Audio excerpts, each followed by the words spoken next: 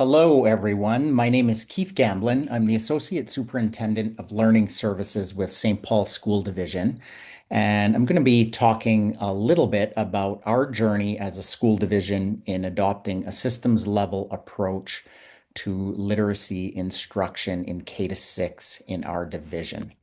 I'd like to start off by providing a little context about St. Paul education.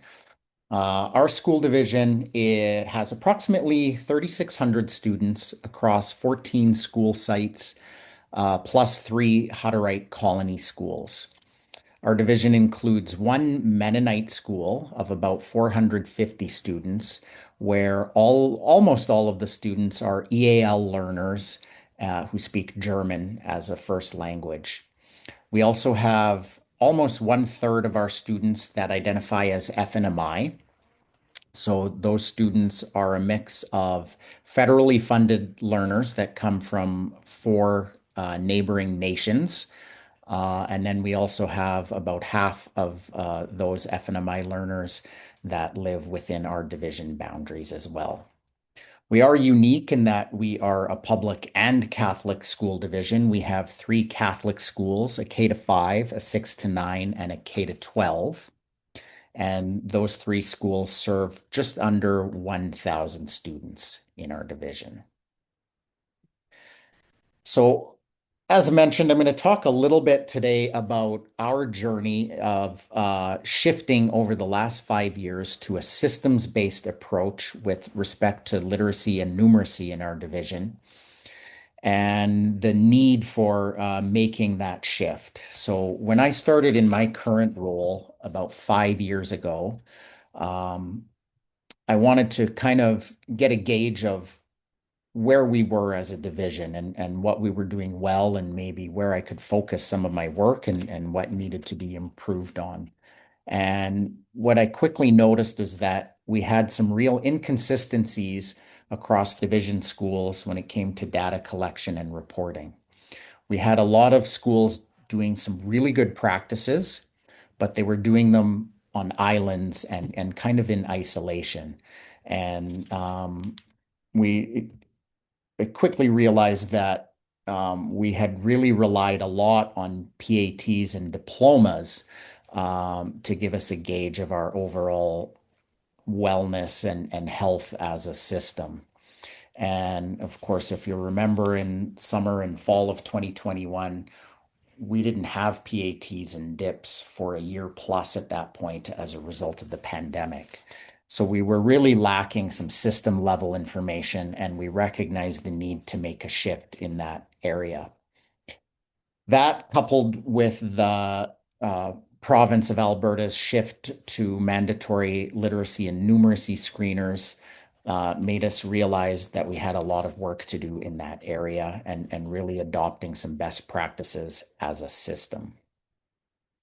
So, to help us start in that journey, we reestablished something that had existed well before the pandemic, which was a division literacy committee.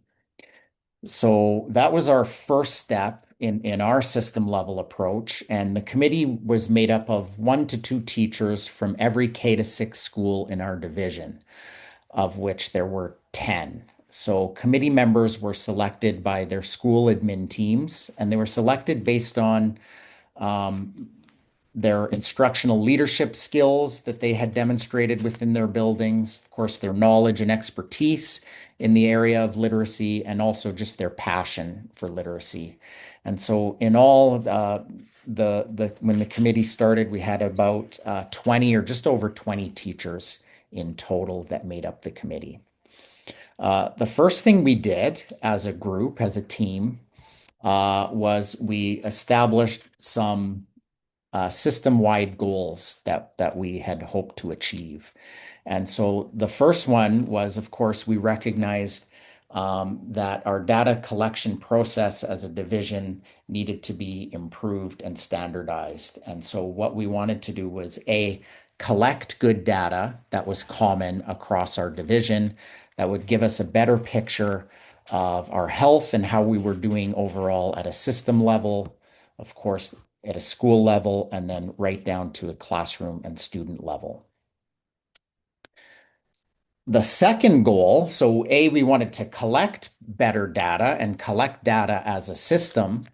Uh, But our second goal was we wanted to improve our ability to then use that data to guide and improve our programming at the division level and at a school level as well. And then even using data to better inform instruction at a classroom and even individual student level as well. So that was our second goal. And then finally, we wanted to then create a division literacy framework that created consistency and alignment through all of our division schools. So we started with goal one, and in the spring of 2021, as mentioned, we over relied really on PAT and diploma data to determine how we were doing. And those I kind of think of as summative assessments, and they're kind of done after the fact. So in K to six, they tell us how we did for those elementary kids over the 7 years that they were with us in elementary. And with the implementation of the literacy and numeracy screeners, we recognized that we needed to make that shift uh, to some more formative assessments and data collection that we could use right away to help kids while they were with us, right from the very beginning in the first few weeks of kindergarten all the way through to the end of grade six. And so our committee really wanted to explore all of the approved screeners to ensure we were really using the one that would work best for us. When we started with the implementation of the screeners, we were using Lens and CC3.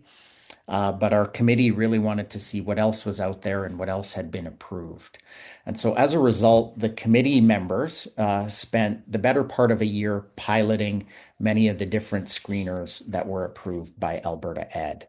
So they were piloting these in their individual classrooms, but they were also enlisting colleagues as well in their buildings to try out some of these screeners as well and get their feedback.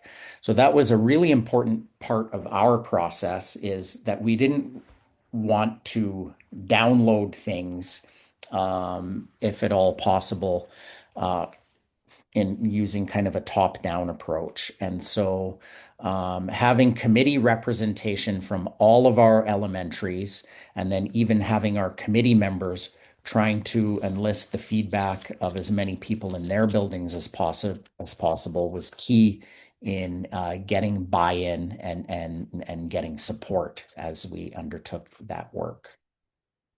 So after piloting several screeners, the committee chose to adopt Acadience Reading K to 6 as our primary literacy screener. And even though it was only mandatory for K to 3 to do screening at that time, our committee decided that they would like to do the screenings for K to 6. So to adopt it throughout all of our elementaries and so that all of our teachers in elementary would have access to that data.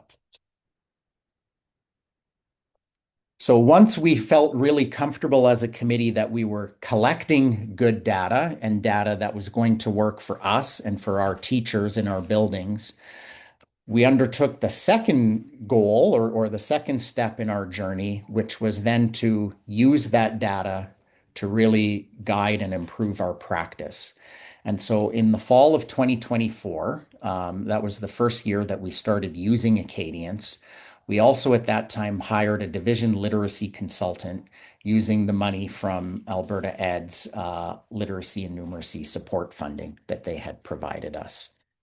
And so the job of the consultant was really to ensure that supports were in place in all of our buildings to ensure a successful shift to Acadience from our previous screeners, and also just to ensure that we were using the data that we were collecting really mindfully to help guide our practice and help target classrooms and kids that needed extra support in literacy.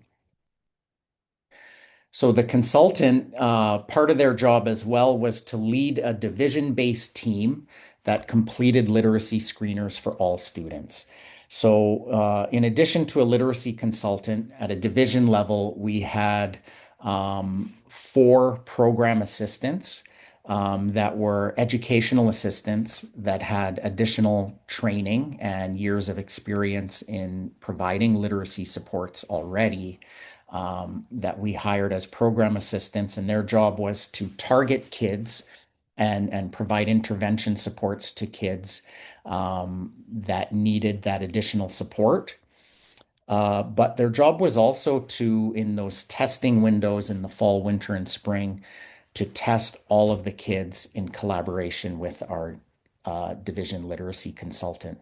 So some feedback that we had got from our teachers and our administrators was that they didn't want staff to have to learn a new screener and to have to do some additional work, especially at the beginning of the year as we adopted Acadience for the first time. And so we had a team of five that would come in to each of the schools, and they would blitz a school over, depending on the size of the school, it would be 1 to 4 days where they tested all of the kids in the building. And under the direction of our literacy consultant, they would do reliability reviews twice a day just to ensure that the testing team was accurate in how they were implementing the assessments. And so we had, I think, a high degree of accuracy because it was a limited number of people who were implementing the assessments. And it was another step in listening to our teachers and providing the support there um, to help them to help us build buy-in. But once we collected that data, we also wanted our teachers to really use that data. And that can be a little bit of an extra challenge sometimes when they're not collecting the data and implementing the assessments themselves. And so we had our literacy consultant lead grade level teams on full day Acadience training on data interpretation. So once testing was complete, we brought all of our kindergarten teachers in at a division level, and we did 1 day training on how to interpret the data, assess and look at the data they were using, and then build programming from that data. So that was 7 days of training in total for each of our grades in K to 6. And the training really helped teachers understand the data that we were collecting and make that shift to then using it to guide their instruction and programming with supports at the division level. Now that the literacy consultant has been in place for 2 years, the work going forward, and what we have planned for the upcoming 26-27 year, is to then do another full day of training in K to 6 this upcoming fall. And so now that our teachers have used the Acadience data for the last 2 years and are a lot more comfortable, we want to give them additional training and provide further steps to help them get even better at using the data to guide their tier one instruction and the supports that they provide in their buildings. So we will have that coming up in the fall. And we're also next year going to be adopting job embedded professional development from our literacy consultant using a collaborative improvement cycle model. So our literacy consultant will spend the time they're not assessing kids in schools in 6 to 8 week cycles, either one or two schools at a time, providing deep job embedded learning and helping schools use their data to guide their practice, and then also assessing and progress monitoring to ensure that the instruction and the interventions they are providing are being effective. And so it's kind of an in-house 6 week PD cycle that each of the schools will receive at some point over the next school year to further develop that collective capacity and understanding across all of our schools in the division. So it's kind of like the 6 week sprints that Simon Breakspear talks about those instructional sprints. So that's what we're hoping to adopt next year.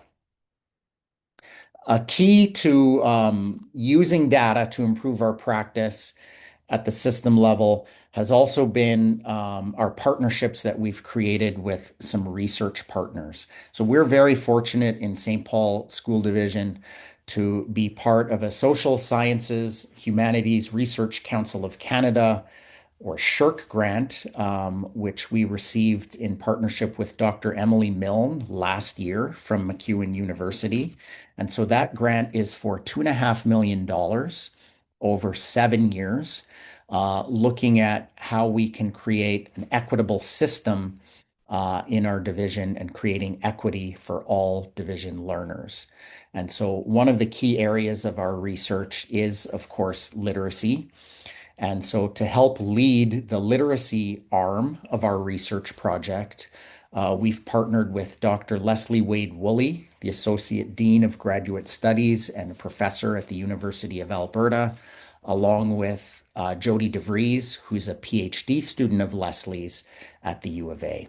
So, Jody is doing her research right now in our division schools. And so, she's looking at using morphology as a tier one instructional practice to improve reading outcomes at the grade 4 to 6 level. But Leslie and Jody are also doing regular PDs in our division schools with our division literacy committee and with our administrators to help build that collective efficacy and collective, I guess, capacity and understanding at the system level. So they've been key partners for us in terms of really moving forward our understanding of improving our practices and using data at a system level to improve practices across the board. So we're very lucky to be partnering with them, and they've been key in helping us really bridge our practice with the latest research and best practices. As mentioned, our final goal as a division committee and literacy committee is creating a division-wide literacy framework.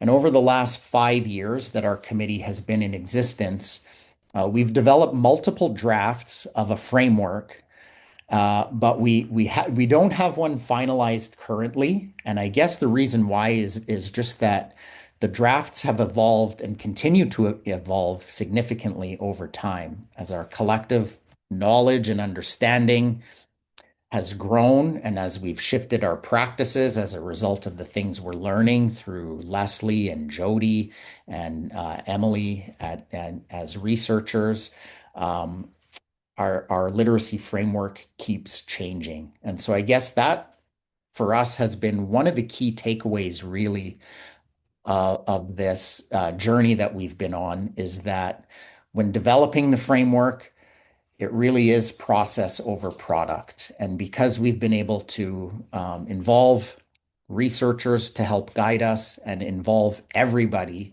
where all of our schools are involved, the process has been invaluable in helping move us forward, much more so than simply just creating a product and disseminating it into our schools would have.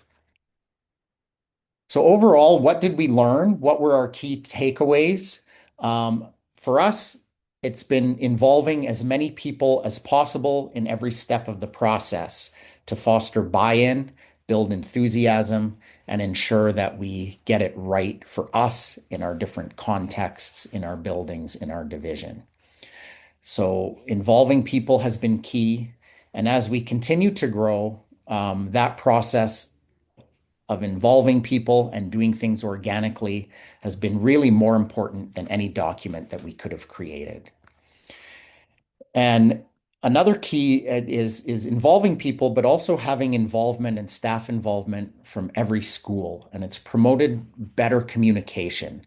So we can feel confident that when we undertake something at a committee level, that it's going to get disseminated down to our schools because every school has representation on our committee. And so they're good, along with our administrators, at really communicating and sharing with their staff teams the direction we're going and what we're doing, and more importantly, why we're doing what we're doing as a division. So as we look to the future, we're going to be expanding our system-wide instructional frameworks going forward. So we've had a lot of success in building buy-in and energy and enthusiasm around literacy in K to 6. And so we want to expand that. So one of the things we started doing this year was we've created an early learning committee. And so that's made up of kindergarten teachers, early childhood educators, preschool staff, and some grade 1 teachers. And that's really a result of our data telling us that was an area that we needed to focus on, is that early piece in kindergarten and grade 1, and really even before kindergarten. We do screening, even though it's not necessary, we do screening in the fall of kindergarten. And so we've found that a lot of our kids are not at benchmark when they start with us in those first few weeks. And so we're looking at, through the Early Learning Committee, partnering with our daycares and our preschools in our community, to see how we can, and of course, engaging families as well, but to see how we can engage those partners to help ensure our kids are ready when they start with us. So we'll also be replicating our work from K to 6 reading to writing in the coming year as well. So we're looking at developing a common writing assessment in much the same way that we piloted several different literacy screeners. We'll be doing that over the next year and collecting better data in writing. And we're also hoping to expand the literacy committee into grades 7 to 12 in the next year as well. And we are taking a similar approach in K to 9 numeracy currently, though we're not quite as far along in that process yet. So that is all work that we are looking to in the future, and really replicating the process that has been successful for us in K to 6 reading. So want to thank you for listening today, and I would welcome any questions or feedback, or just the opportunity to connect and discuss some of this work further. And so my contact information is there. And yeah, I'd love to hear from you, so don't hesitate to reach out. Thanks, everyone.